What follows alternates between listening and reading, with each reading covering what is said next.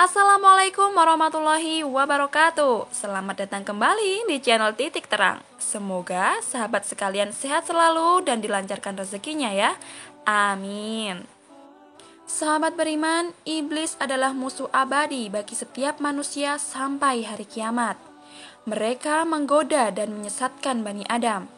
Banyaknya jumlah manusia tidak menyulitkan mereka karena mereka juga dapat berkembang biak. Bagaimana iblis itu berkembang biak? Lalu di manakah pasukan mereka yang begitu banyak tinggal? Masuk dalam golongan apakah iblis itu? Jin atau malaikat?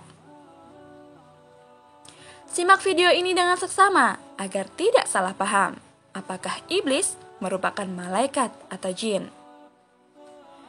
Sebelum kita mengetahui bagaimana cara iblis itu berkembang biak, kita perlu tahu bahwa ada dua pendapat di kalangan ulama mengenai makhluk Allah Subhanahu wa Ta'ala yang satu ini. Pendapat pertama mengelompokkan iblis sebagai bagian dari malaikat. Ulama yang berpendapat seperti itu adalah Sa'id bin Musayyib, Ibnu Mas'ud, dan Ibnu Abbas. Beliau mengatakan bahwa iblis adalah pemimpin para malaikat yang ada di langit dan dunia. Langit yang paling bawah dari 7 lapisan langit. Kemudian Ibnu Abbas juga menambahkan bahwa iblis itu sebelumnya bernama Azazil. Ibnu Abbas juga pernah mengatakan bahwa iblis itu bernama Al-Harits.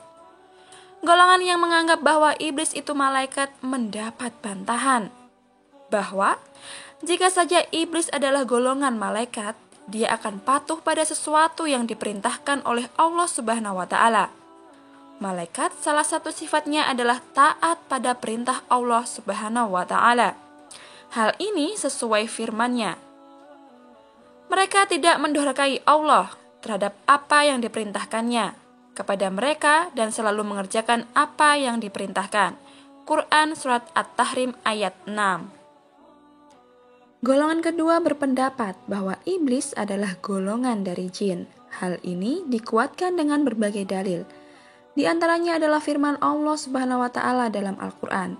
Allah Subhanahu wa Ta'ala berfirman, "Dan ingatlah ketika kami berfirman kepada para malaikat, sujudlah kamu kepada Adam, maka sujudlah mereka kecuali iblis. Dia adalah dari golongan jin, maka ia mendurhakai perintah Rabb-Nya." Quran Surat Al-Kahfi ayat 50. Bagaimana iblis berkembang biak? Bukan hanya manusia yang dapat berkembang biak, iblis pun demikian. Allah Subhanahu wa Ta'ala telah menggambarkan kepada kita bahwa iblis memiliki keturunan. Patutkah kamu mengambil dia dan turunan-turunannya sebagai pemimpin selain daripadaku, sedang mereka adalah musuhmu? Quran Surat Al-Kahfi ayat 50. Terkait tumbuh kembang iblis, ternyata mereka juga butuh asupan makanan dan minuman. Hal ini sesuai dengan perkataan Al-Hasan. Beliau berkata, mereka makan dan minum, sedangkan malaikat tidak berkembang biak, tidak makan dan tidak minum. Hal ini membuktikan bahwa iblis merupakan golongan jin, bukan golongan malaikat.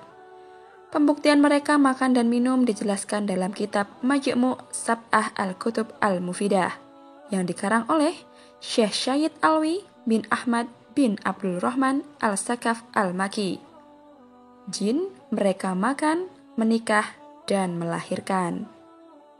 Perkembangan jin dan manusia jika dibandingkan adalah 9:1. Hal ini sesuai dengan perkataan Abdullah bin Umar. Sesungguhnya Allah membagi manusia dan jin itu ke dalam 10 bagian. 9 bagian adalah jin dan 1 bagian adalah manusia. Tidak seorang pun manusia yang melahirkan seorang anak, kecuali jin melahirkan 9 anak. Hadis riwayat Ibnu Jarir, Ibnu Abi Hatim, Hakim, dan Ibnu Abdil Bar. Jika melihat perbandingan tersebut, tentu saja jumlah mereka lebih banyak daripada manusia.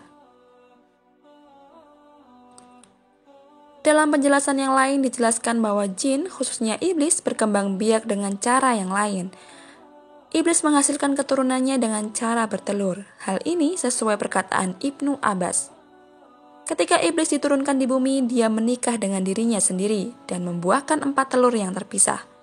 Di setiap sudut bumi diberi 1 telur. Jadi semua setan ada di penjuru bumi ini adalah dari telur-telur tersebut.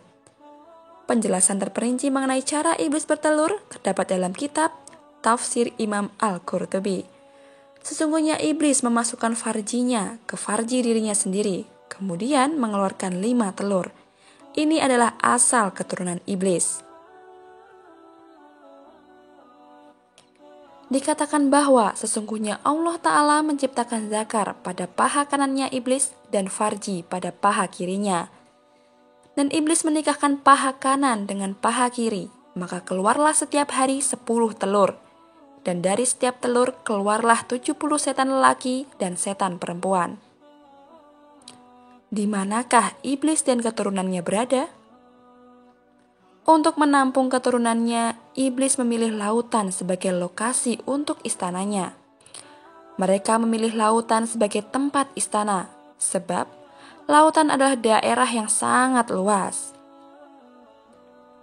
Pembuktian laut sebagai tempat istana iblis terdapat dalam kitab Al-Bidayah wan Nihayah karya Ibnu Katsir.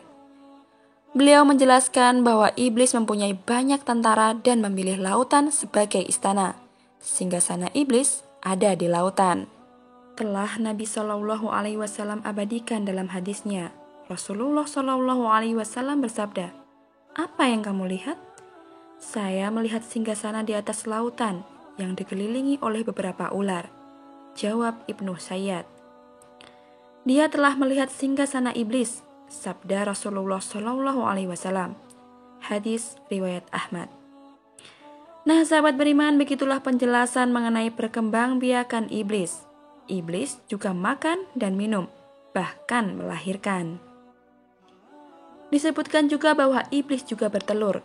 Jumlah kelahiran iblis dan manusia memiliki perbandingan 9:1. Jika manusia melahirkan seorang anak, iblis beranak 9 kali lipat. Dengan jumlah yang banyak, mereka meminta kepada Allah Subhanahu wa Ta'ala untuk diberi kesempatan dalam menggoda manusia.